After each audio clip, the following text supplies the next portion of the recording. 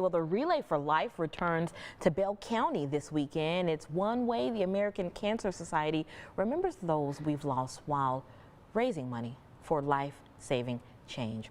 Well, joining me this morning is Tori Uzita with the Relay for Life's Media Relations. Thank you so much for joining us. Thank you for having us. We appreciate that. For sure. Well, tell us more about Relay for Life and what you hope to achieve. Well, Relay for Life, it was started by Dr. Gordy Klatt in Washington in 1985, and it's a movement in the world's largest fundraising event to save lives for cancer, to help Cancer Society. Oh, wow, okay.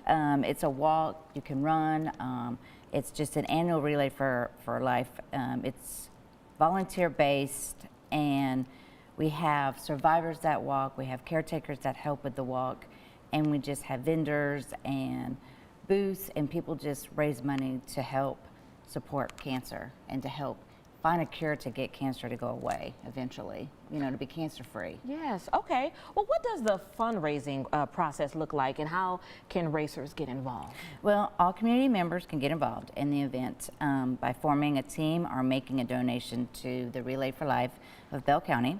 And you can visit our Facebook page. It's relayforlife.org, Bell County, Texas, or our Facebook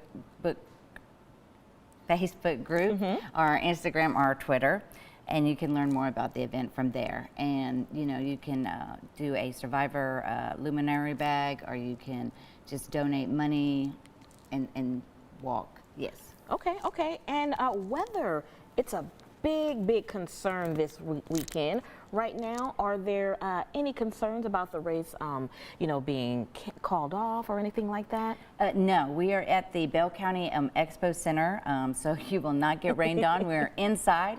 Our survivors will have air conditioning, and we don't have to worry about the weather. And that's why we do it at the Bell County Expo Center.